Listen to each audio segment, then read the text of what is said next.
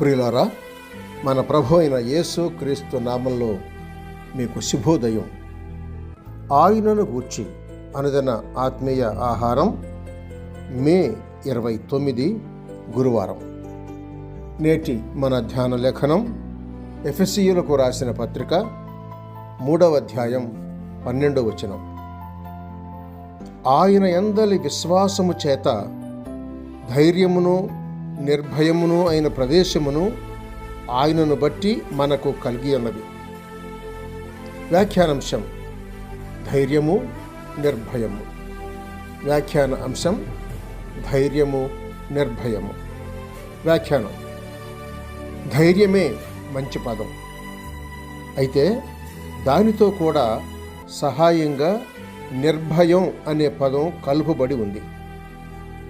క్రీస్తు ద్వారానే ఇట్టి ప్రవేశం నమ్మిన వారికి కలిగింది. దైవ సన్నిధిని ప్రవేశించగలం ధైర్యంగాను నిర్భయంగాను. ఇది చాలా చక్కని సత్యం.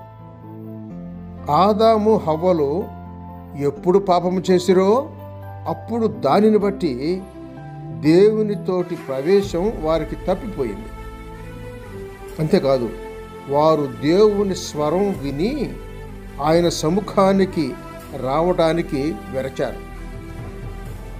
క్రీస్తు విమోచకుడుగా వచ్చి ప్రవేశం లేని వారికి ప్రవేశాన్ని, భయపడిన వారికి నిర్భయాన్ని, దిగులు పడే వారికి ధైర్యాన్ని అనుగ్రహించాడు.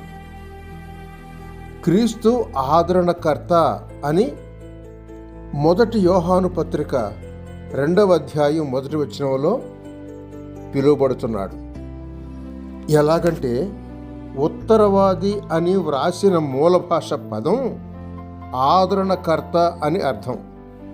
ఆహాహా, క్రీస్తు వలన భాగ్యం ఎంత కలిగినో ఎంచి చూడండి, చూచి రుచించండి.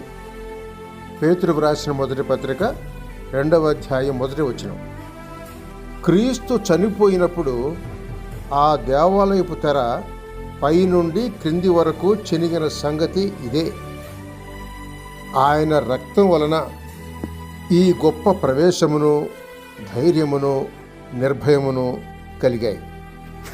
దేవుడు చించివేసిన తెర యూదులు కుట్టి ఇంకనూ ఆ పాత ఆరాధననే కొన్ని సంవత్సరాలు చేశారు.